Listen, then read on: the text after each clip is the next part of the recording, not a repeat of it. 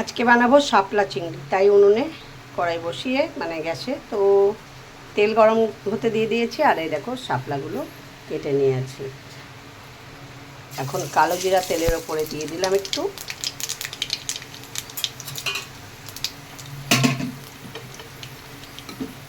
অল্প একটু পেঁয়াজ কাঁচা লঙ্কাও দিয়ে দিলাম,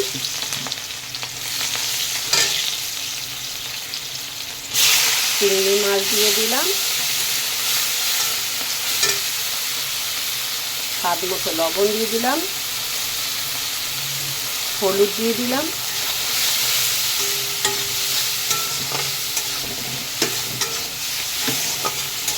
একটু হালকা ভেজে নেব, খুব বেশি ভাজা ভাজা করবো না।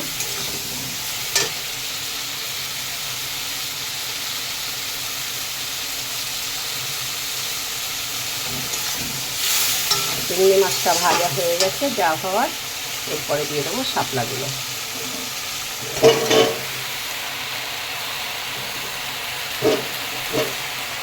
এরপরে ভালো করে মিশিয়ে নেব। তো দেখো বন্ধুরা, শাপলাটা অনেকটাই জল বেরোচ্ছে আর কমেও গেছে।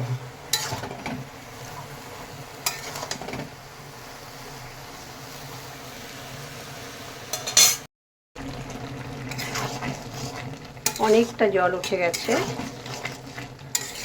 আরও জল বেরোবে।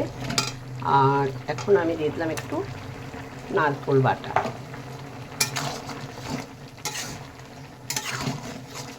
দিয়ে জলটা একটু টানিয়ে নেব। তো দেখো, শাপলা চিংড়ি একবারেই রেডি। এখন নামিয়ে নিচ্ছি। তো দেখো বন্ধুরা, শাপলা চিংড়ি একদম রেডি। দেখতে যেমন সুন্দর হয়েছে, খেতে হয়েছে কিন্তু সেই টেস্টি। ধন্যবাদ বন্ধুরা রেসিপিটা দেখার জন্য।